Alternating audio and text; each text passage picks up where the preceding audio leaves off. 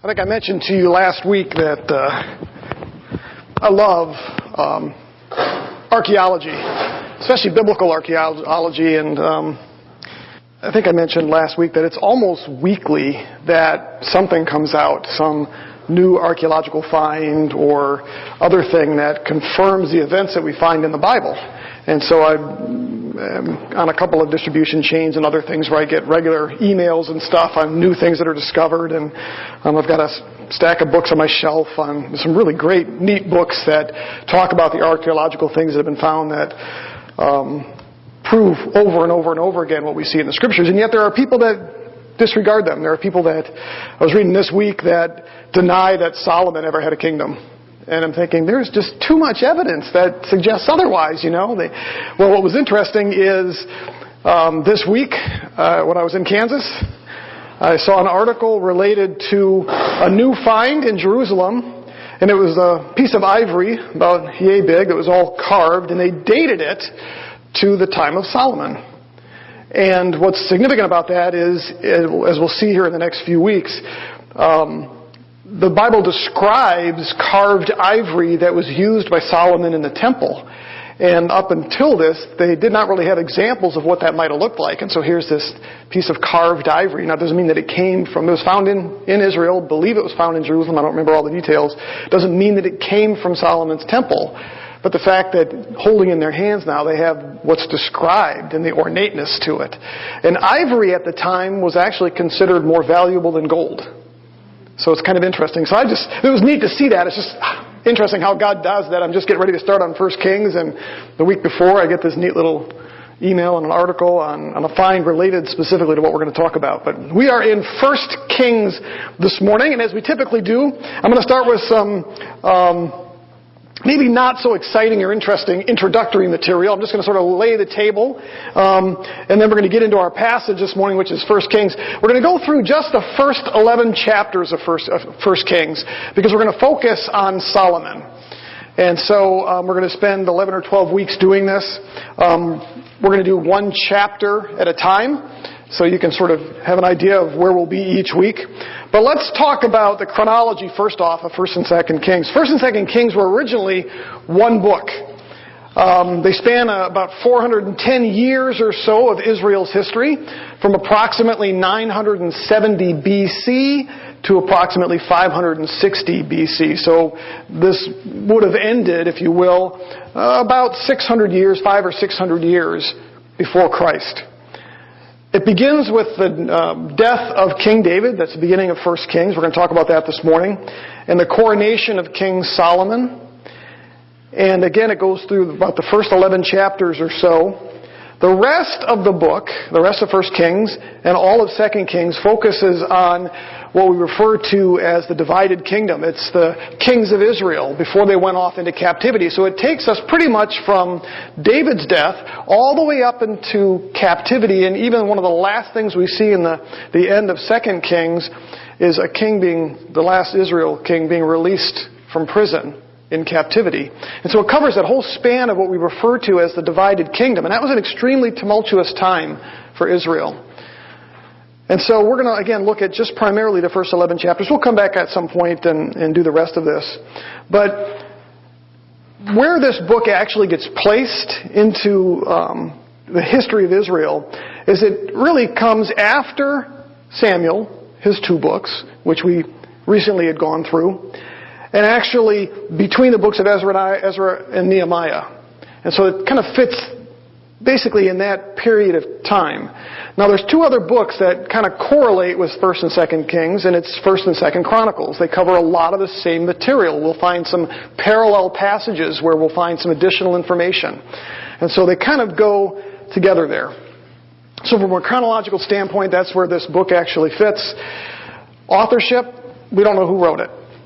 Now, the author was not somebody who was there during Solomon's reign, and the reason we know that is because the book spans over 400 years, and he includes stuff at the end of that 400-year reign. The author didn't live for 400 years.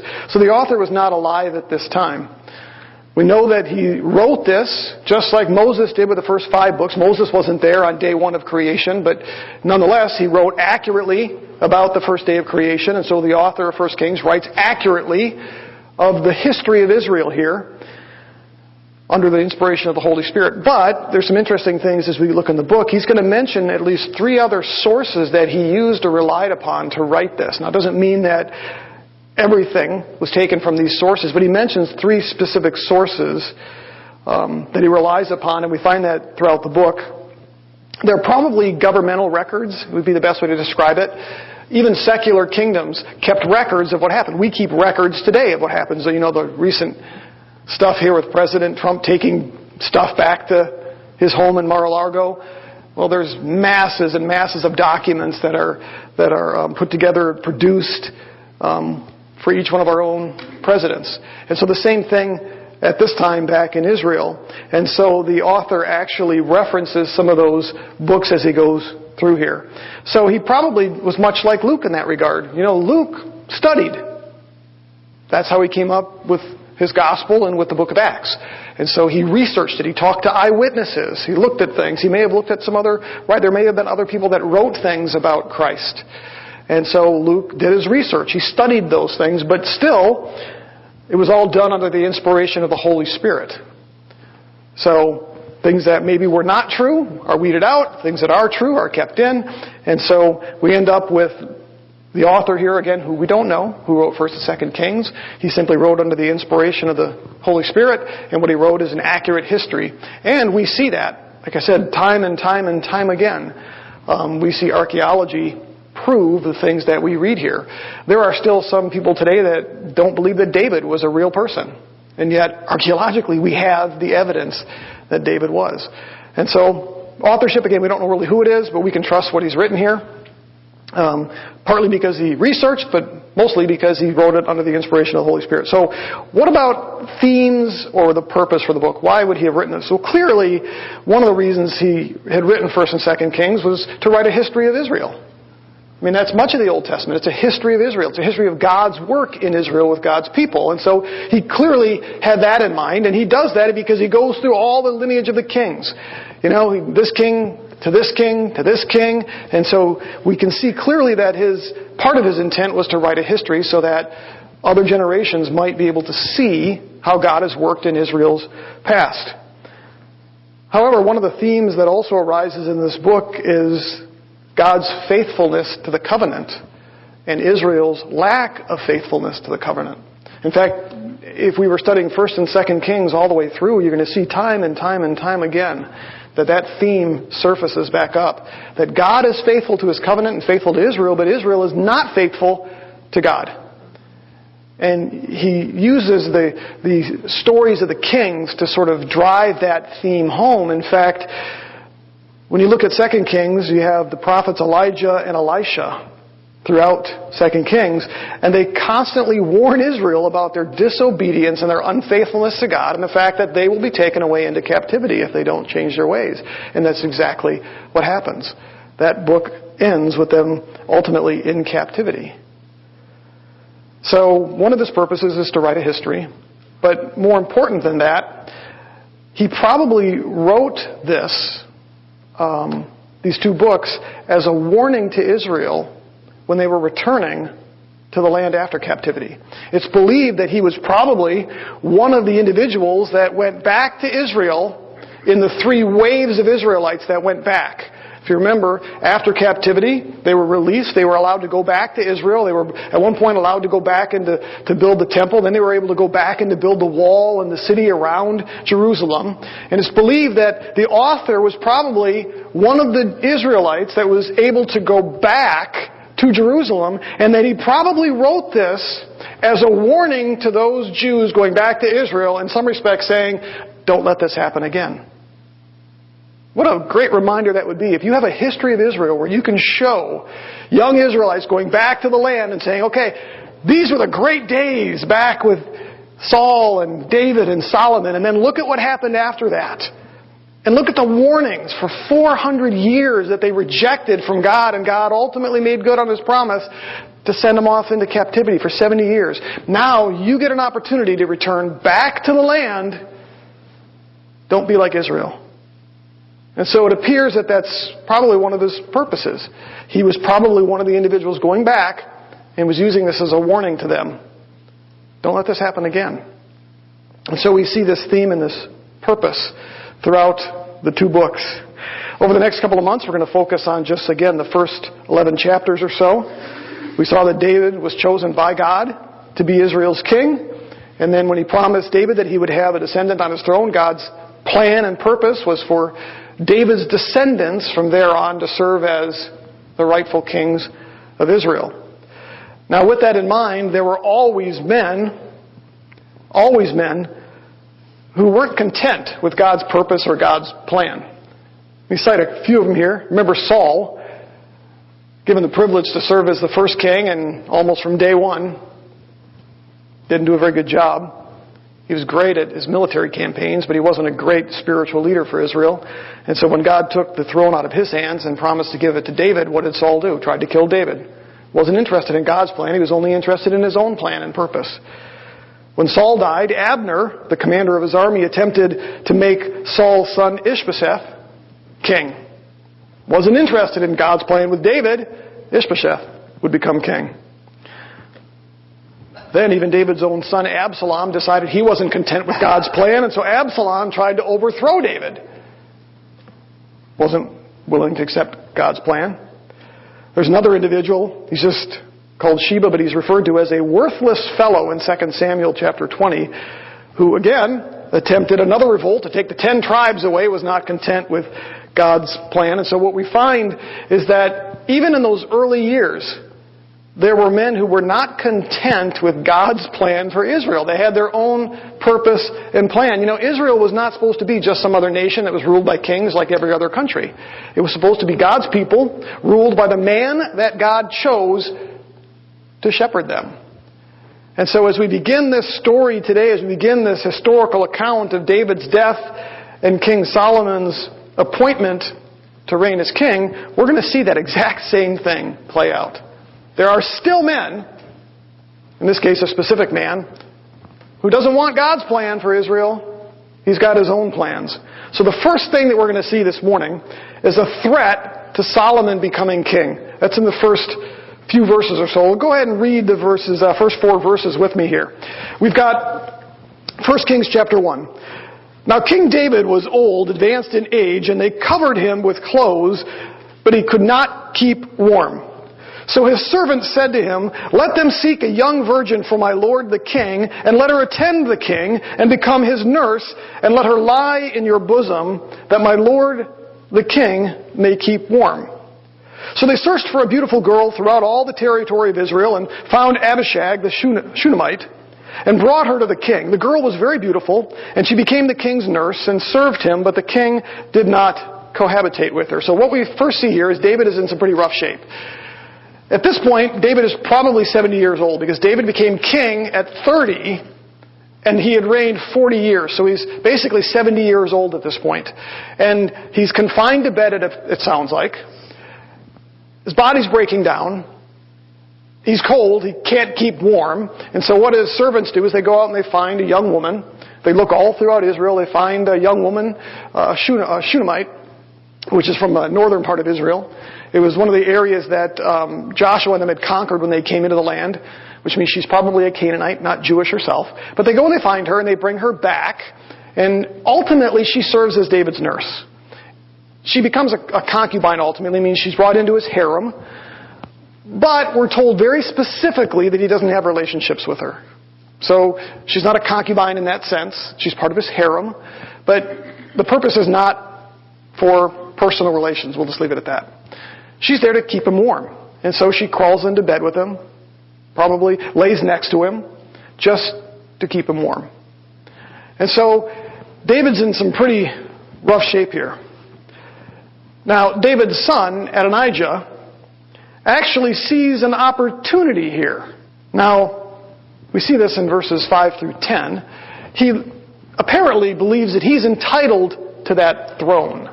And he sees David being in the shape that he's in, and he decides to take advantage of it. Look at verses 5 through 10. Now, Adonijah, the son of Haggith, exalted himself, saying, that was one of David's wives, "I will be king." So he prepared for himself chariots and horsemen with 50 men to run before him. His father had never crossed him at any time by asking, "Why have you done so?" And he was also a very handsome man, and he was born after Absalom. He had contended with Joab, the son of Zeruiah, and with Abiathar the priest, and following Adonijah, they helped him. But Zadok the priest, Benaniah the son of Jehoiada, Nathan the prophet, Shemaiah, Ray, and the mighty men who belonged to David were not with Adonijah. Adonijah sacrificed sheep and oxen and fatlings by the stone of Zoleth, which is beside El Rogel, and he invited all of his brothers, the king's sons, and all the men of Judah, the king's servants. But he did not invite Nathan the prophet, Benaiah, the mighty men, and Solomon, his brother. So Adonijah apparently is David's fourth son. 3 of his brothers are dead, so he's now the oldest surviving son. You remember Amnon and Absalom were both killed. One of them, Absalom, tried to usurp the throne from his father. Another one, Chileab, we don't know anything about him. He's mentioned as a birth, but he's nowhere mentioned anywhere else. Scholars believe that he probably died shortly after birth or as a young child. So at this point, Adonijah is the oldest son. And in all the nations around them, the kingdom went to the oldest son. That's just typically the way it works. And so here's Adonijah believing that he ought to be the next king. Now the problem with that is, we learn elsewhere here, and we'll see this in a moment, he knew that the kingdom was supposed to go to Solomon. But he wanted it himself. Now, in spite of knowing the Lord's plan, Adonijah does 3 things to seize the throne. The first one is that he puts together a small little army. It says that he put chariots and horsemen and 50 men to run before him. He puts together this small little army. He then recruits 2 of David's inner circle. Joab, the commander of David's army, remember what he was like. He was a man who was only interested in his own things. You know, he went directly against David's own commands. Now, he was a good commander of an army, but David had some tension there because the guy just didn't listen to David. Always did what was right in his own interest. So, Adonijah recruits Joab, David's commander of his army. Once again, Joab is disobedient to David, isn't serving David's interests, serving his own. Finally, he then throws a coronation feast, and he invites all his brothers, the king's sons, and all the men of Judah, and the king's servants. So he does these 3 things. Puts a little army together, recruits 2 of David's inner circle, and then invites all of his brothers, the king's sons, many of David's servants, brings all of them together, holds a big feast. The one thing that he doesn't do, though, is he doesn't invite some pretty important people. Nathan the prophet, Benaniah, which is one of David's mightiest fighting men, very faithful, and Solomon. He invites all his other brothers, but he doesn't invite Solomon. Why do you suppose that is? Because Solomon is supposed to be king, and he knows it. He doesn't invite David's closest supporter, Benaniah, and he doesn't invite Nathan, the faithful prophet. Why? Because he knows exactly what he's doing. This is the man who's interested in only his own desires. A couple of takeaways as we look at this. One of them comes from what Adonijah says. Notice that he says in verse 5, I will be king. It's a very proud and arrogant thing. He was an arrogant, self-promoting man. He knew God's plan. We'll see that in a minute. But he wasn't interested in that. There was probably a sense of entitlement here. I'm the oldest son now. This is rightfully mine. The kingdom belongs to me. It doesn't belong to Solomon. What right does he have to this throne? Completely disregarding what David had said, what the Lord had said. God had personally chosen Israel's first 3 kings. Do you know that? He chose Saul, he chose David, he chose Solomon. The kings in Israel didn't choose themselves. This was God's kingdom. This was God's people. Adonijah was aware of that. But instead, I'm going to be the one that becomes king. You know, such a man is never fit to lead God's people. And that was not only true of Israel, but it's especially true of the church. Think about this for a moment. I want you to turn to 3 John verses 9 through 12. I want to see something here.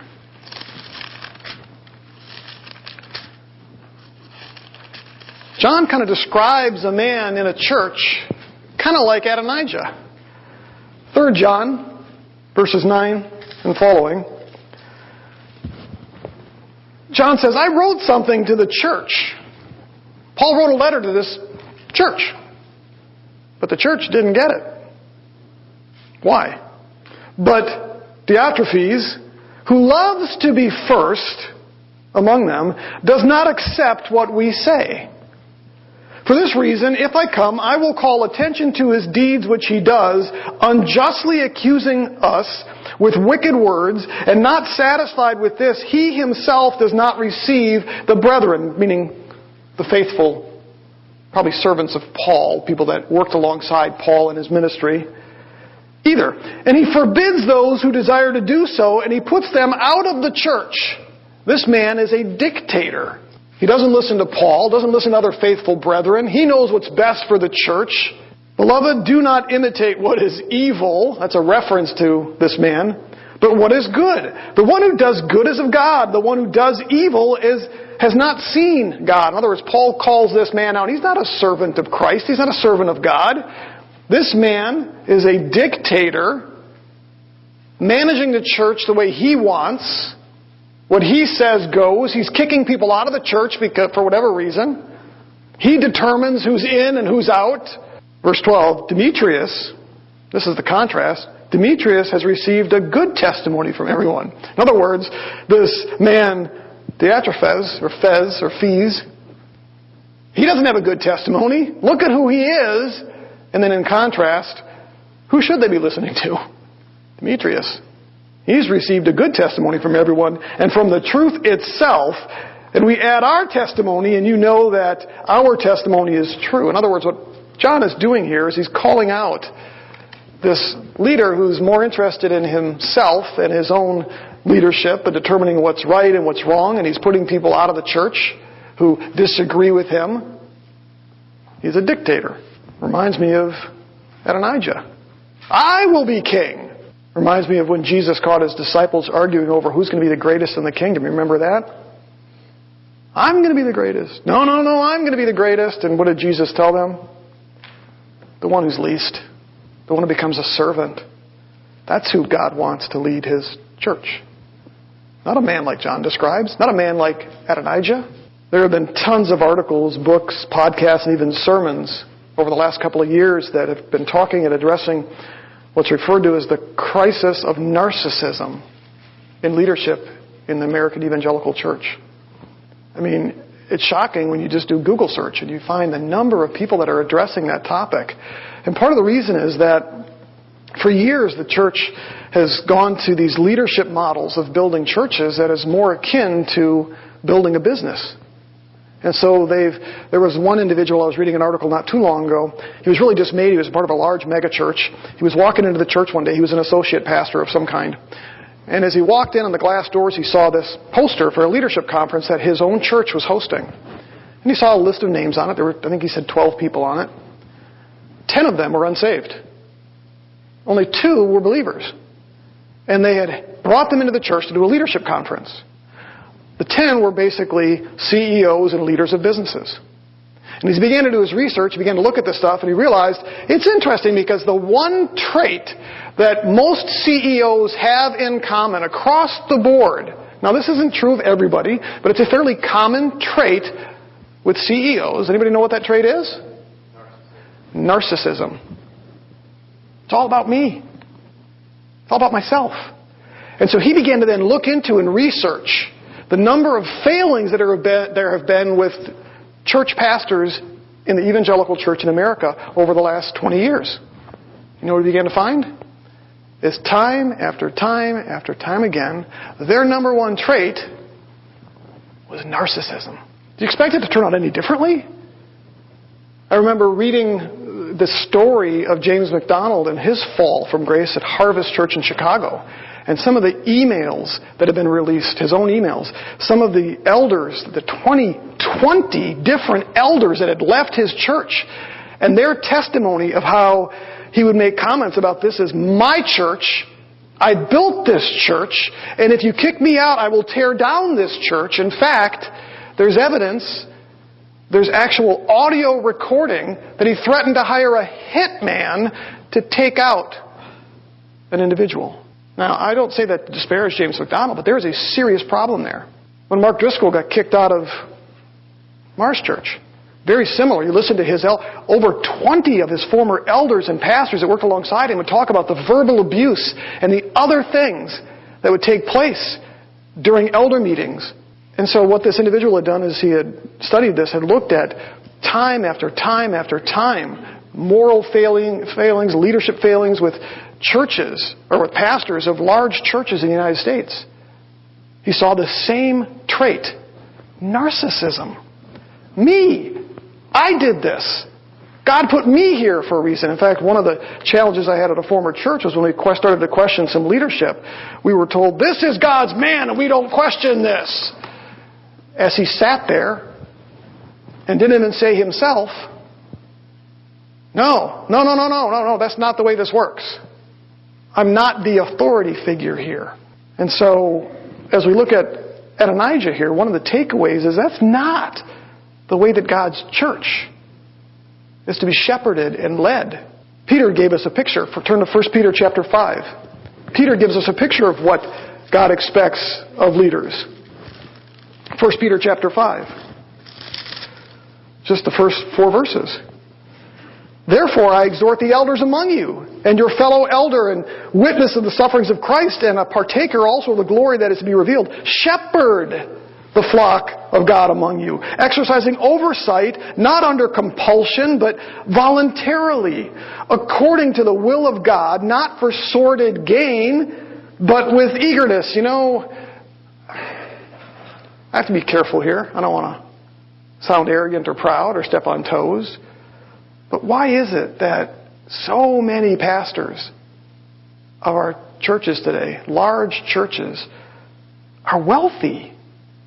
I mean, literally wealthy, multiple homes. You know, there's nothing wrong with being wealthy. But so many make their wealth because of their ministry. And that's what drives them to produce book after book.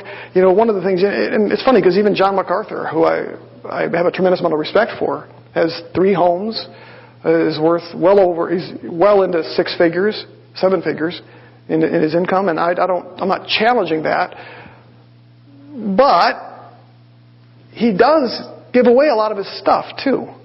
Meaning you can go on to MacArthur, the website for Grace to You, and all of that's given. It doesn't sell the CDs, you know, and so there's credit that I give there. But I also personally struggle a little bit with that because of the value of some of the homes and some of the other things. I struggle with that. I'll admit that. If anything, it doesn't look good sometimes for the leader of God's churches or the shepherds of God's churches to be making millions. You know, Rick Warren, as much as I disagree with so much of what he says and does at times, if I understand correctly, gives away 90% of what he makes. Whether it's salary, books, other things. Maybe there's some precedent in there for that. Well, my point is that Peter tells us it's not for sordid gain. He goes on, nor yet as lording it over them, verse 3, nor yet as lording it over those who are allotted to your charge, but proving to be examples to the flock. And when the chief shepherd comes, you will receive the unfading crown of glory. In other words, Adonijah was the wrong man for the job. I will be king. No, sorry, Adonijah. You're not going to be the king. God doesn't care for a man like Adonijah to be king. Another takeaway is it comes from something the author wrote about Adonijah. I want you to look at verse 6. Isn't this interesting? Verse 6. His father had never crossed him at any point, at any time, by asking, why have you done so? This is interesting. In fact, Matt and I had a conversation about this.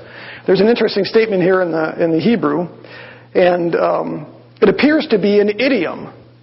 And what I mean by that is when the author here writes this in verse 6, his father had never crossed him at any time by asking, why have you done so? At first read, it looks like maybe he's talking about David knew what Adonijah was doing. That he's trying to make himself king here, and David did not do anything about it. But actually, it's more of a reference to the fact that David had never corrected him growing up. The idiom there is from the days of his youth. It's the idea that Adonijah was never corrected. David sort of let Adonijah do what Adonijah would do. Now, maybe it's because David had, 8 or 9 wives and how many kids. And, he's out fighting wars constantly. He wasn't apparently around a whole lot. The Bible tells us that a child who always gets his way becomes an incorrigible child. Doesn't receive correction. Simply does whatever he wants. What do we see in Adonijah here? Forget what the Lord says. Forget that I have a brother here who's been given the kingdom. This kingdom is mine. I'm entitled to it. I'll do what I want to do. And the author here, this comes really close to that line, doesn't it? Where he's assigning blame to David. It's a verse that's almost, you could take that verse out and it wouldn't change the meaning of the passage, would it? So why does the author put it in there? The author's explaining why Adonijah was like he was. And David doesn't have a great track record with his prior sons. Now, is that disparaging David? It's being honest and real. We see David for who he is. And we're going to see a little bit more even today. David had to be once again approached by Nathan, the prophet, because he didn't do what he should have done. And so the author's intent here is not to disparage David, and we're not doing that either. It's just to be real and honest. David screwed up with Adonijah. And the author does want us to see that. And so there's a lesson in there for us as well. That part of the reason Adonijah was the way he was is because partly he was never corrected as a child. Was allowed to get away with whatever he wanted. I wonder, as I look at so many of these pastors that have fallen and have been, like I said, this author, as he has written this article about the narcissism he sees, how many of them have simply gotten what they have always wanted. Especially when they're in positions of leadership and they have a church that says, he's God's man, don't question, don't challenge, don't... And he sits there and simply nods his head. Leadership is not supposed to be that way. That's why what we do here, Dustin, me, and Dave are your elder team. And I continually tell these guys, I am one guy of 3. I don't have any more clout here. I don't get any more say here. Why? That's narcissism. God intended that the church be shepherded. You may have a primary teacher, but I have no more say here than anybody else. In fact, I don't have any more say here than anybody sitting in the pews either. That's the way we've chosen to lead this church. So you don't want them a bottle? No, I don't want the bottle watch. But a pastor recently was caught on video demeaning his church because they hadn't bought him a $500 or $600 watch from Costco. And then he had to turn around and apologize the next day, and that was a production. So, yeah. So we had texted back and forth about that. But let's move on. So the first thing we see is that there's an individual like there always was in Israel. And we're going to see, if we were studying the books of 1st and 2nd Kings, we would see that play out. They're always fighting for power. Okay? You don't like the leader, you take him out and somebody else becomes leader. That is not who shepherds God's flock. Shouldn't be that way in the church, and unfortunately, it kind of is in some respects in many churches. Let's move on. The next thing we see is how Nathan and Bathsheba intervene to ensure that Solomon actually becomes king. Look at verses 11 through 14. Nathan spoke to Bathsheba, the mother of Solomon, saying, "Have you not heard that Adonijah, the son of Haggith, has become king, and David your lord does not know it?" So David was apparently unaware that this had happened. "So now, come, please let me give you counsel and save your life and the life of your son Solomon. Go at once to King David and say to him, have you not heard my lord, O king, have you not, my lord, O king, sworn to your maidservant, saying, surely Solomon your son shall be king after me and shall sit on the throne? Why then has Adonijah become king? Behold, while you are still there speaking with the king, I will come in after you and confirm your words." So Bathsheba went into the bedroom. Now the king was very old, and Abishag the Shunammite was there ministering to the king. Let's stop there. So what we basically find here is that Nathan devises a plan to approach King David. David is not aware that Adonijah has done what he's just done. So Nathan devises a plan. Now, he reveals to Bathsheba what's going on. He warns her about the danger to her life and Solomon's life, because the way this would play out is that Adonijah always knows that Solomon is there. And so what do you think would happen to Solomon the moment that Adonijah becomes king? Kings always took out anybody else that was a threat to their throne. And Nathan knows that. So he knows Bathsheba and Solomon will be wiped out as soon as Adonijah becomes king. So what we find is that Nathan goes and he tells her this, spells it all out, devises a plan. He says, you go in, you talk to David, and then when you get to the end, I'm going to go in and I'll confirm what you just said. Now why does he do that? Probably because, remember, the law demands that two things be testified by at least two witnesses. When two witnesses come in, now you've just kind of proven, as long as they're not false witnesses, the truth. You don't rely on just one person, but on multiple people. And so Nathan's following the law here, which is exactly what we would expect. So what does Bathsheba do? She follows through with the plan. Look at verses 15 through 21. So Bathsheba went into the king in the bedroom. Now the king was very old, and Abishag the Shunammite was ministering to the king. Then Bathsheba bowed and prostrated herself before the king, and the king said, what do you wish? She said to him, my lord, you swore to your maidservant by the Lord your God, saying, surely your son Solomon shall be king after me, and shall sit on my throne. Now behold, Adonijah is king, and now, my lord the king, you do not know it.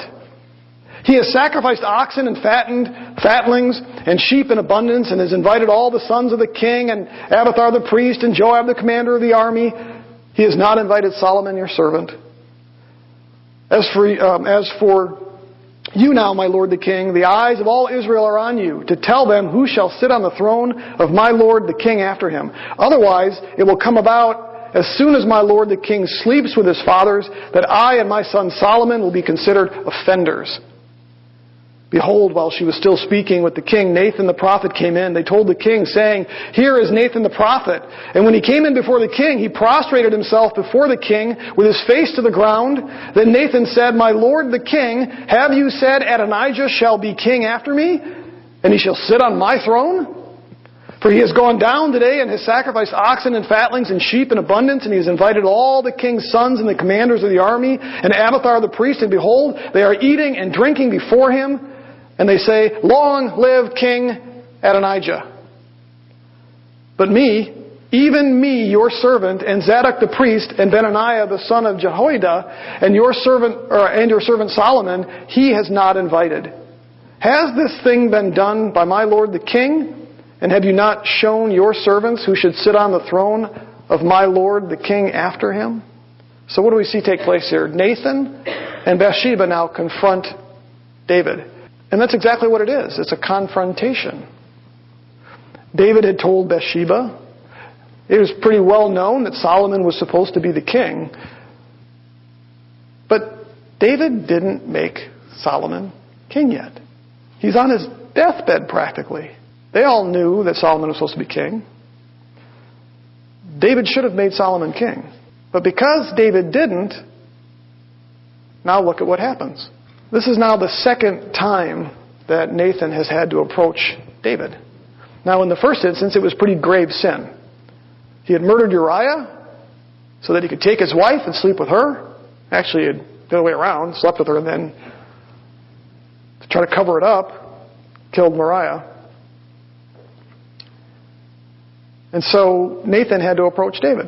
If you think about it, this is now the second time that Nathan has had to intervene because David didn't do something that he should have done. And because of that, it put the kingdom in jeopardy. It put Solomon in jeopardy along with Bathsheba as well. Potentially could have torn the kingdom apart. So one of the takeaways here is that we have this man Nathan who has to step up and do what David in some respects should have done and calls him to account. If you look at Nathan's motives, it's quite a contrast to Adonijah's. Remember Adonijah, he wants to be king. I will be king. Arrogant, narcissistic, steps in. I'm sure he probably uses his argument, look at my dad, he's old, he's decrepit, I'm the one that's, the oldest son, this is mine, I'll take Israel into the future, I can lead you all. David's old and decrepit. But Nathan's motives are quite different because his motive is very, very simple. God's purpose and God's plan. That's what's motivating Nathan here. I find it interesting that in the first instance, Nathan is specifically called by God to go to David.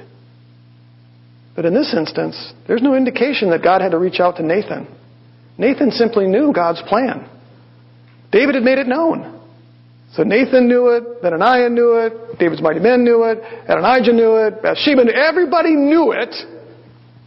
Nobody's doing the right thing. But Nathan, purely motivated by the fact that he wants to see God's purpose and plan fulfilled. And so he's the one that comes. What an amazing prophet. What an amazing man of God.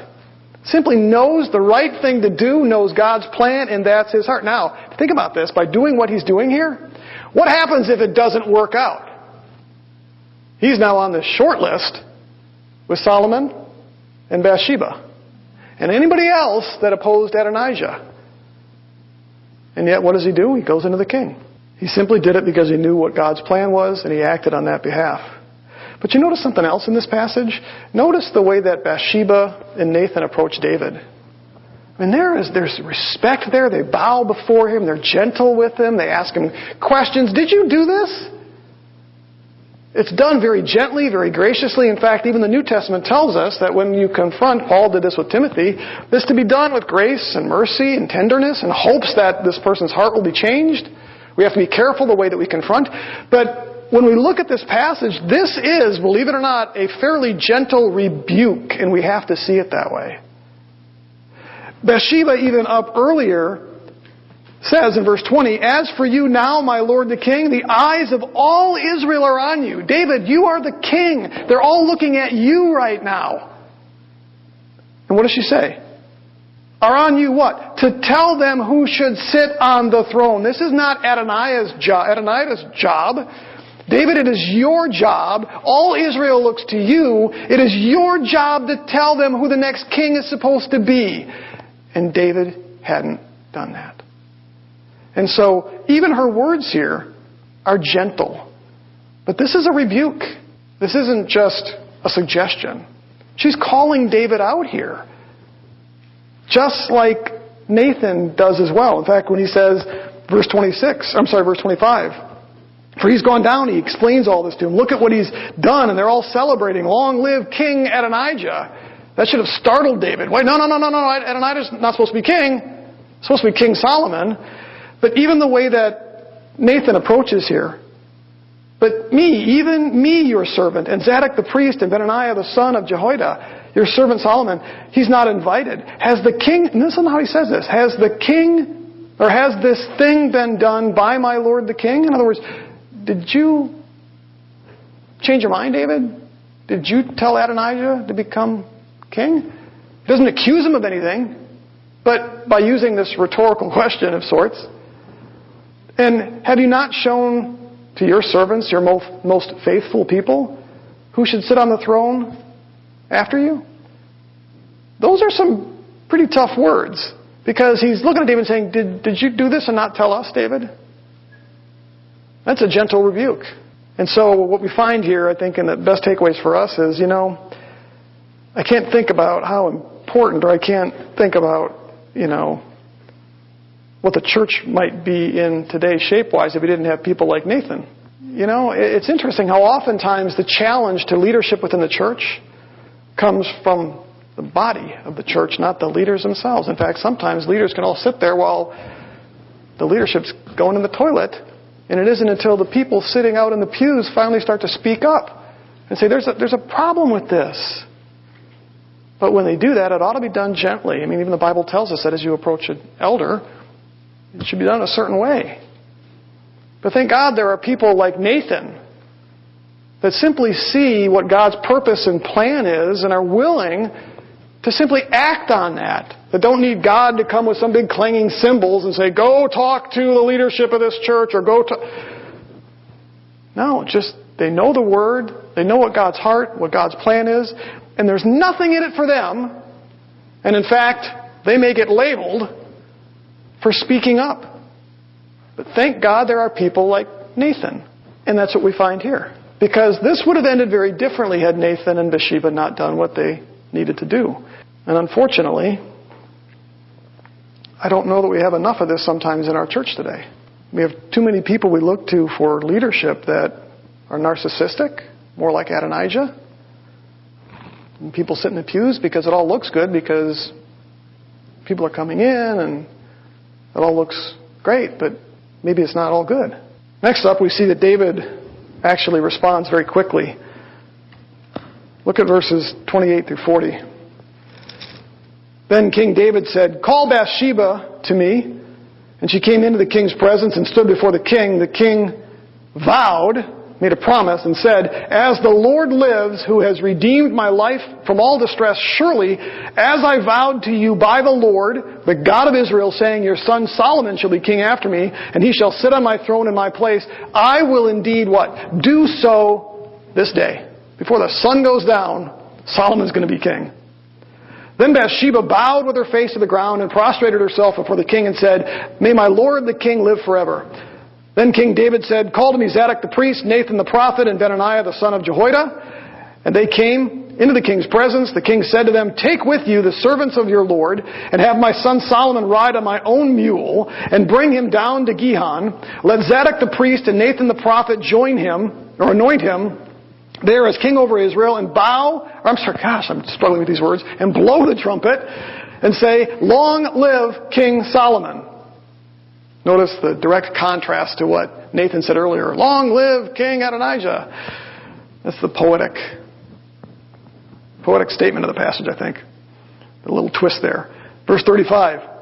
"Then you shall come after him, and he shall come and sit on my throne and be king in my place, for I have appointed him to be ruler over all Israel and Judah."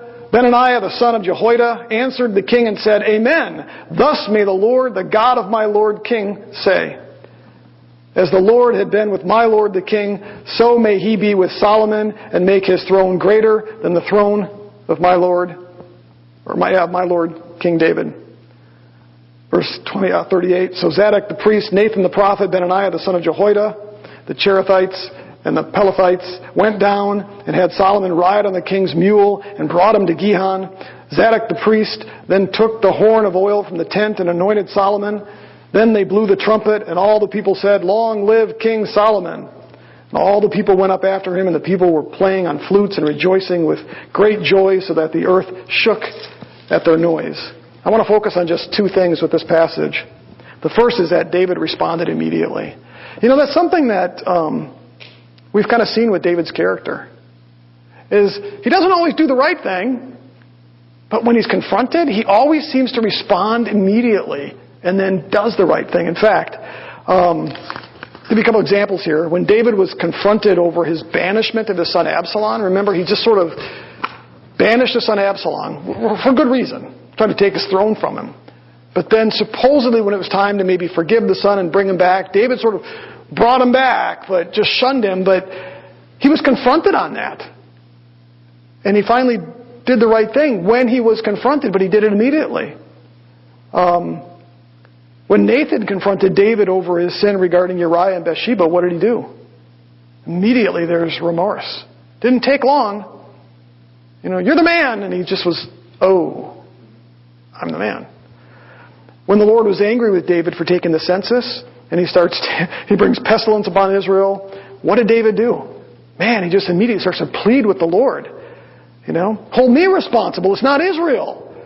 He had sinned. The Lord judges, and David responded immediately. The same is true here with Bathsheba and Nathan. I mean, when they approached David, David responded immediately. He said, okay, it'll be done by the end of today. And he immediately puts into place a plan.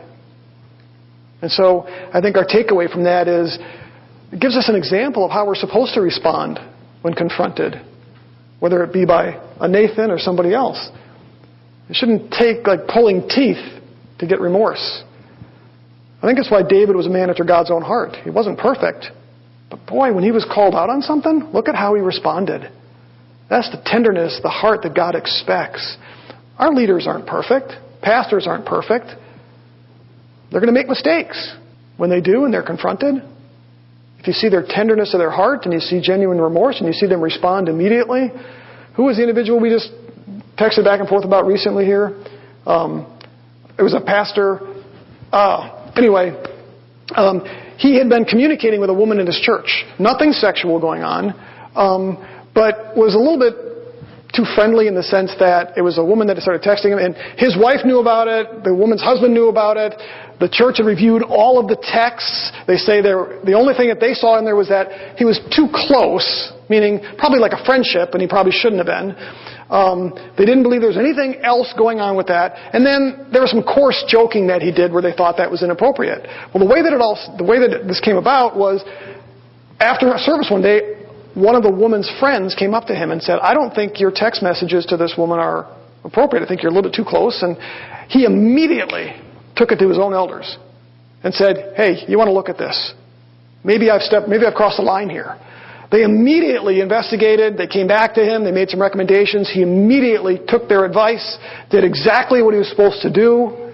And again, there was nothing, they didn't think there was anything else going on there other than, hey, she reached out to him, her husband knew it, they were joking, texting back and forth. In hindsight, probably not wise. It's much like with my wife and I. I'm not going to become best friends with another woman just because I think it's stupid. So I'm going to be careful about that. Well, he kind of got caught in that where he maybe didn't quite catch that soon enough. But his response was immediate when he was confronted by just a woman in the church. He's the one that brought it to the eldership, the leadership. And they've put some stuff in place. He's responded very graciously, very openly to all of that. That's the way it should be. So that's our first takeaway with that. How about another takeaway?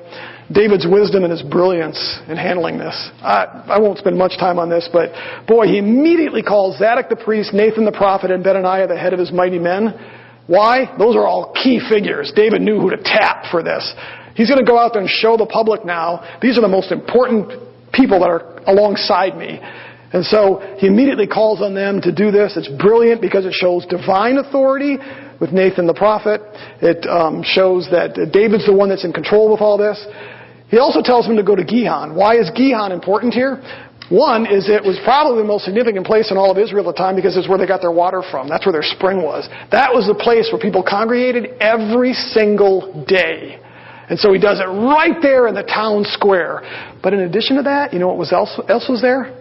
The Ark of the Covenant was there. That's where David put the tent to put the Ark of the Covenant. Now why that's important is because when Adonijah decided to make himself king, he went out to a place that they referred to as by the stone of Zoheleth, which most scholars believe was a Jebusite altar for worshiping Canaanite gods. And so what Adonijah does, he goes out to a pagan altar and sets himself up there as king. David takes him right into Jerusalem, most popular place, but right there where the Ark of the Covenant is. If that doesn't put a stamp of godly authority on this, that it is God who has chosen this man, Solomon, to be your king. David was brilliant here. There's a certain amount of intelligence there. Last thing. The final thing we see is Solomon's first act as king. Look at verses 41 through 53. We'll just briefly touch on this, 41 through 53. Now Adonijah and all the guests who were with him heard of it as they finished eating. When Joab heard the sound of the trumpet, he said, "Why is the city making such an uproar?" While he was still speaking, behold, Jonathan the son of Abiathar, the priest, came. Then Adonijah said, "Come in, for you are a valiant man and bring good news." Oops. But Jonathan replied to Adonijah, "No, our Lord King David has made Solomon king. The king has also sent with him Zadok the priest, Nathan the prophet, Benaiah the son of Jehoiada, the Cherethites, the Pelethites, and they have made him ride on the king's mule." That was something else David did, is he put Solomon in his own personal motorcade and sent him right to sit on his own throne. Brilliant. The king also sent with him Zadok the priest, Nathan the prophet, Benaiah the son of Jehoiada, the Cherethites, the Pelethites, and they made him ride on the king's mule. Zadok the priest and Nathan the prophet have anointed him king in Gihon, and they have come up from there rejoicing, so that the city is in an uproar. This is the noise which you have heard. Besides, Solomon has even taken his seat on the throne to the kingdom. Moreover, the king's servants came to bless our Lord King David, saying, "May your God make the name of Solomon better than your name, and his throne greater than your throne." And the king bowed himself on the bed. The king has also thus said, "Blessed be the Lord, the God of Israel, who has granted me one to sit on my throne today while my eyes see it." Then all the guests of Adonijah were terrified, and they arose, and each went on his way. Now how do you suppose Solomon should respond? Remember, Adoniah would have wiped out Solomon and wiped out Bathsheba and probably taken out Nathan the prophet. Why? Eliminate your enemies. What does Solomon do here as his first act as king? And Adonijah was afraid of Solomon. And he rose and he went and he took hold of the horns of the altar. Now it was told Solomon, saying, Behold, Adonijah is afraid of King Solomon. For behold, he has taken hold of the horns of the altar, saying, Let King Solomon swear to me today that he will not put his servant to death with the sword. Solomon said, If he's a worthy man, not one of the hairs of his head will fall to the ground. But if wickedness is found in him, then he'll die. So King Solomon sent, and they brought him down from the altar, and he came and he prostrated himself before King Solomon, and Solomon said to him, Go home. Go to your house. The very first act that we see with Solomon is an act of mercy. An act of grace, because Adonijah didn't deserve it. What does the Bible tell us about Christ? While we were yet sinners, Christ died for us. The fact that David and Solomon are supposed to be types of Christ, examples of Christ, I think this is a neat thing that the author does for us here. Christ at his heart and his soul is a merciful shepherd, a merciful king. He will ultimately execute judgment on his enemies, and Solomon will have to as well. But before that, there's mercy. There's grace. And I think that's probably our final takeaway from this, is that King Solomon, if he acted like every other king around them, would have taken out his enemy. He deserved it. But instead, he exercises mercy. I would assume at this point in Solomon's life, probably because he trusted the Lord. That isn't true at the end of his life. But here, I think he's going to have to trust the Lord. And so we have this amazing example of the mercy of our shepherd. Ultimately reflects Christ. So, that's our first chapter. There's a lot of neat stuff there just in terms of, things for us to chew on and all that. We'll continue through, but one of the tragedies as we look at this is, as we look at Solomon's life, we have this great example of how he started here. Very humble man. You're going to see that next week as he talks to the Lord. Very humble, very gracious. A lot of trust and faith in the Lord, and that lasts up until the 11th chapter. And then things go terribly wrong and terribly sideways. But I think this will be fun for us to study through the life of Solomon, because it's not so much about Solomon as it is the Lord. And we're going to see how that kind of plays out.